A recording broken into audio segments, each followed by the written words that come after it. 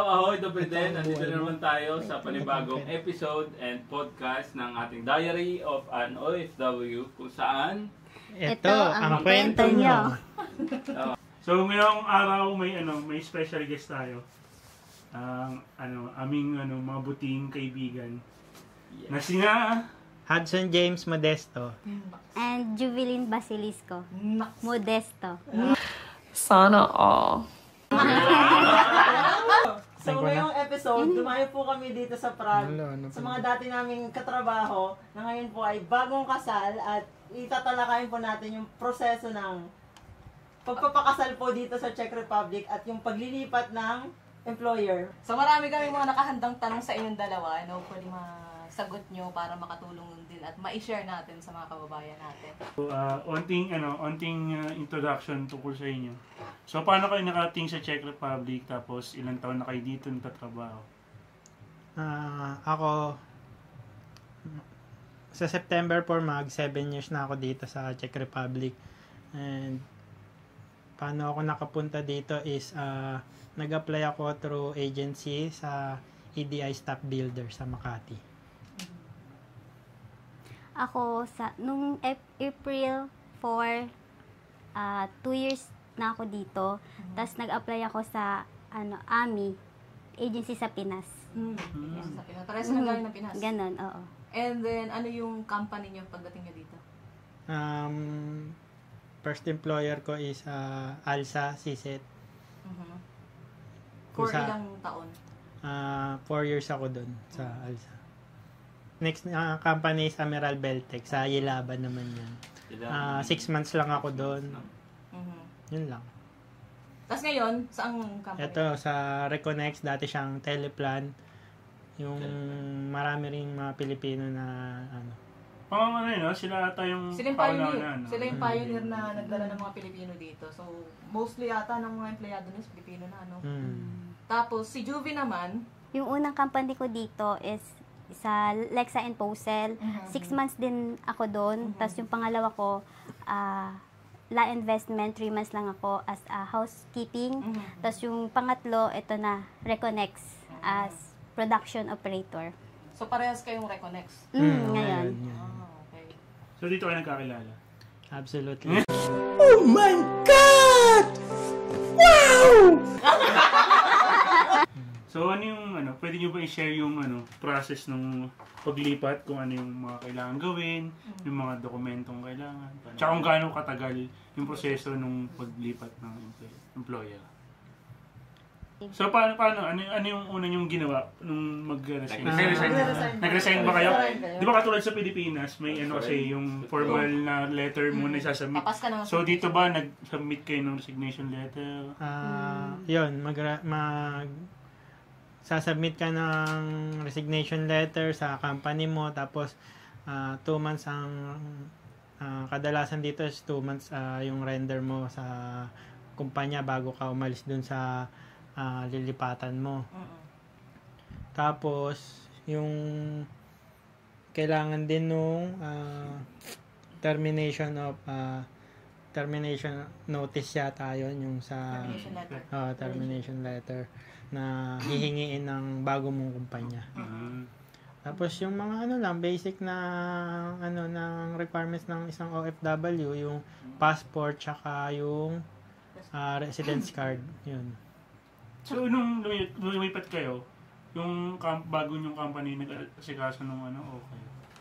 Yung HR ng bagong company, So HR ng bagong company. Bali, interviewin lang kami, pero ang interview naman dito is yung parang formality lang. Baga, hard ka kagad. madaling mag- Yun ang kagandahan dito, kaya daming pwedeng lumipat eh. Ang dami lumilipat kasi Tsaka pupuntahin ka lang. walang hassle. Walang hassle. Pagka punta mo sa in-applyan mo, automatic yun. Pag nagustuhan ka nila, sige, apply Tsaka ka na. Pasok ka na. Hindi ganun karami ang asikasuhin mo. Hindi katulad sa Pilipinas na panibagong mga requirements na. Kung ano pang papel ang hinihingi. Yun yung lang talaga. Ay, sa batas din nata yun, yung 60 days talaga yung render. 60 days sa So ayun na nga, sa processing ng pag-resign is 2 months. So, before kasi nag-resign kayo is katapusan, di ba? Kailangan lagi katapusan ka before mag-resign. And then, yung process niya is 2 months bago ka lumipat sa bagong company. And then, during that 2 months, kailangan na mabigay ng company mo yung termination letter, pabalik sa'yo. And then, kasi kailangan mo yun, kailangan yun ipasa sa bagong employer mo. Okay?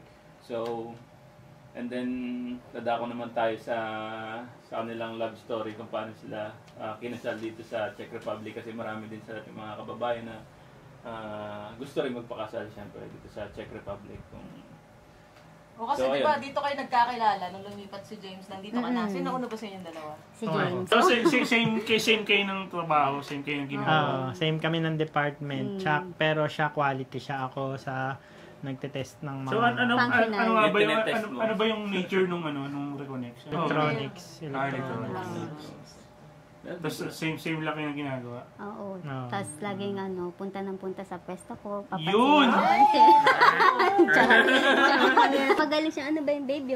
Yung sinasabi mo sa'yo lagi dati. Pick up line. Pick up line.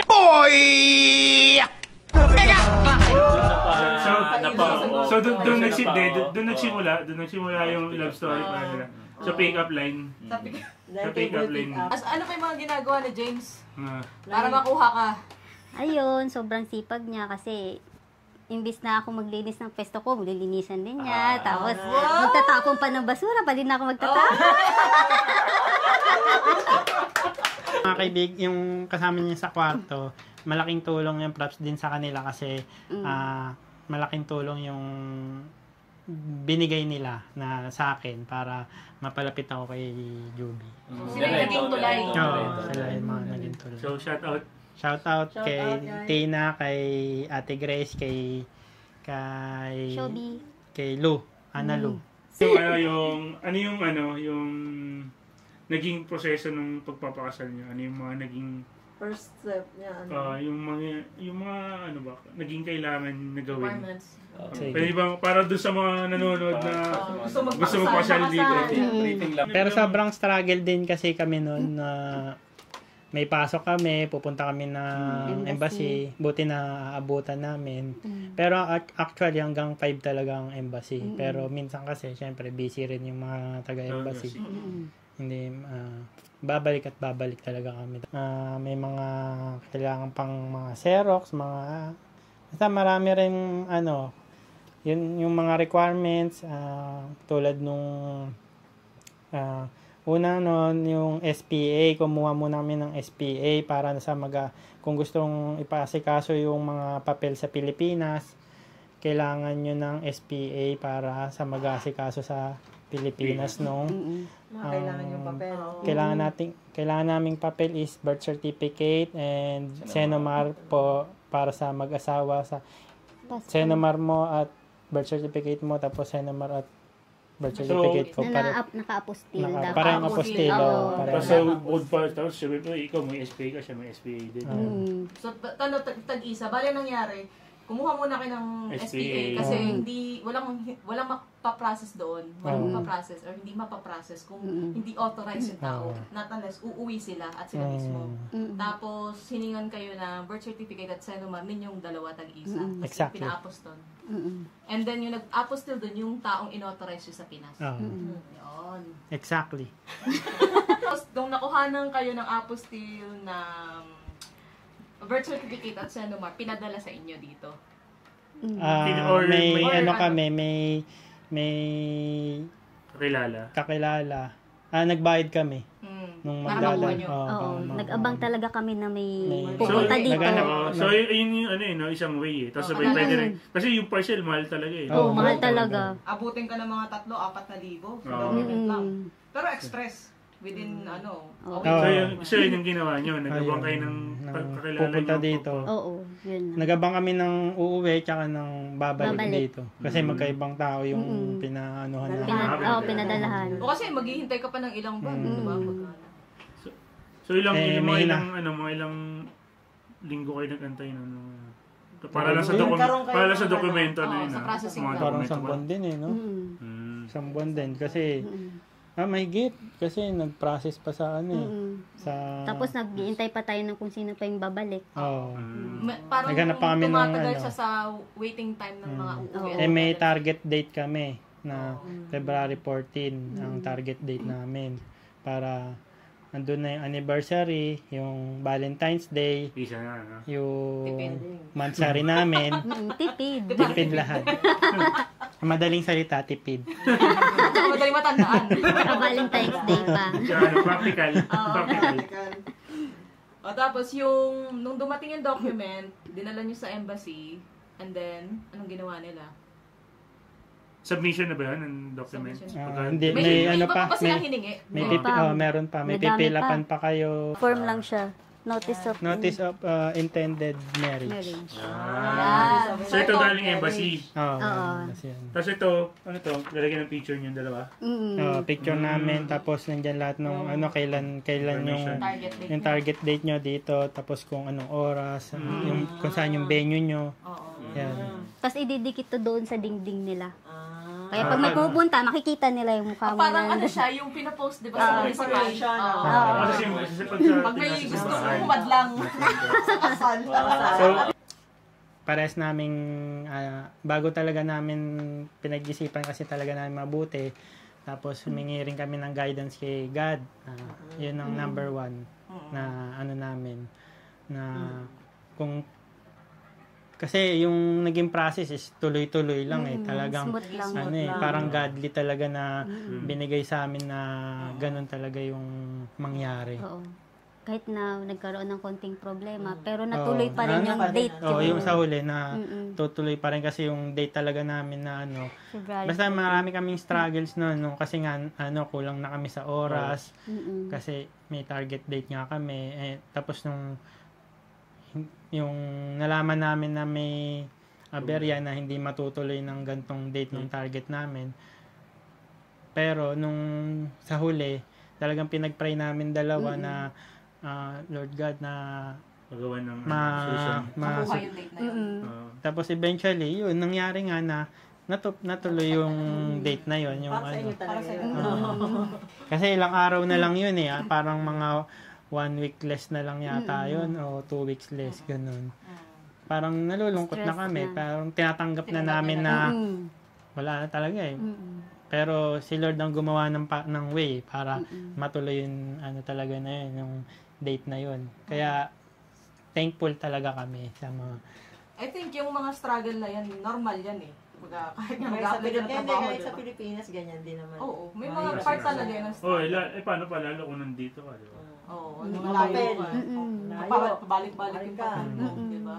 So, part na yan ng, the good thing lang is natuloy at ibinigay talaga sa inyo yung date na gusto nyo. Pero pag nung nag-aasikaso kayo, ano yun? Paano yung contact nyo sa embassy? Pupunta talaga kayo doon?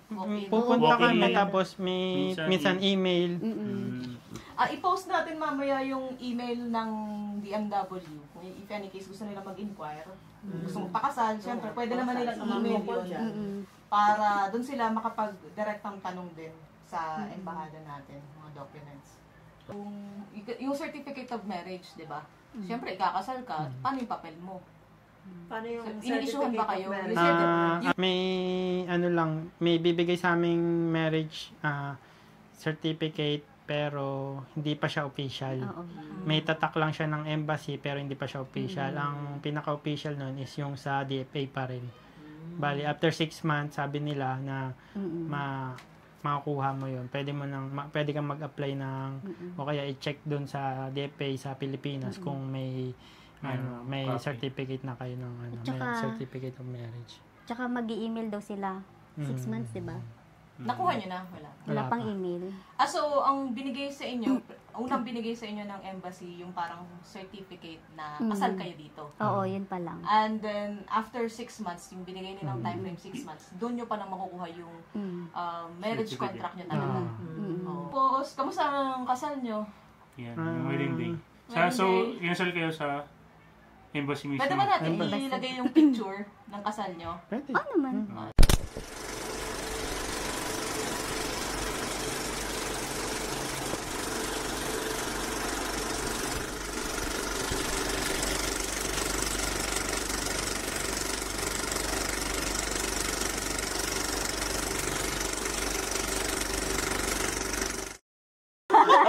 February, malamig pa nun eh. Malamig talaga nun. Yung prenup namin, tsaka yung... Oo, tiis ganda talaga. Yung prenup talaga namin. Nanginginig. Sobrang lamig. I-shoutout mo yung photographer at Shoutout kay Kuya Mike. Mike Apwang. Nasa Pilipinas siya ngayon. Photographer. Kung may mga gusto kayong photoshoot, pwede nyo visit yung... may page ba siya? Meron siyang page. Ay, post natin yung page niya para... tapos... Yung kasal din namin, tis ganda rin yun kasi naka-dress siya. Tapos ako lang din yung parang coat and... Americana. Americana. Tapos... picture kami sa labas. Naligas yung kamay namin. Yung kamay namin, hindi ko na maganon. Parang wala nang lakas. Yung pinag-usapan nyo talaga na kailangan may prenup tayo. Oo, kasi gusto niya talaga yun. Kaya, gusto ko talaga. Yung, kahit hindi kami sa simbahan na maggarbo, at least mabigay ko sa kanya yung medyo malapit dun sa gusto niya. Nagkakasal ba yung simbahan natin dito? Oo. Nagkakasal. At tinanong nyo rin. Nag-inquire din kami. Kaso, maraming kailangan, no? Maraming kailangan. Kasi kailangan niya yata ng translator pag kasi lahat. pag magpa-process sa munisipyo. Dito, munisipyo dito. Munisipyo sa Prague. And most of them are, Chesky. Kaya siguro kung maswertehan mo kung may nag-i-English siguro baka hindi mo na kailangan. Dalawang Pinoy ha? Magpapakasal sa simbahan. Dalawang kung siguro kung lokal yung mo madali kasi pero may nakasabay rin kami sa embassy sa simbahan sila magpapakasal pero may inasikaso pa rin sila sa embassy. Tapos sabay may question pala ako, di ba sa Pilipinas pagka mag-asawa bawal sa isang company, di ba? May mga company na parang may regulation or rules sila na gano'n. Dito ba okay lang? Sa inyo ba okay lang sila na? Oo, maraming doon. I mean, same department pa rin kayo. Ngayon pa rin yung ginagawa. Oo. Binibigyan ka pa rin niya ng maraming trabaho? Consistent pa rin siya. Hindi pa siya nagbabago. Kung ano yung pinapakita niya na una, ganun pa rin hanggang ngayon.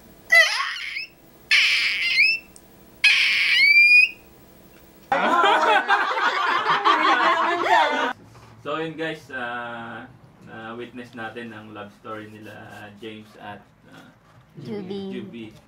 Dito sila kinasal sa Czech Republic. Kung paano niya Juby sinagot si James sa pick-up lines lang. Yun. And then nalaman natin yung process ng pagkakasal and process ng resignation kung paano lumipat dito sa Czech Republic ng trabaho. Change of employer. So yun guys, maraming salamat. Shoutout kami. May gusto ba kayo shoutout? Hi, Mapa. Yan, mga kapatid ko.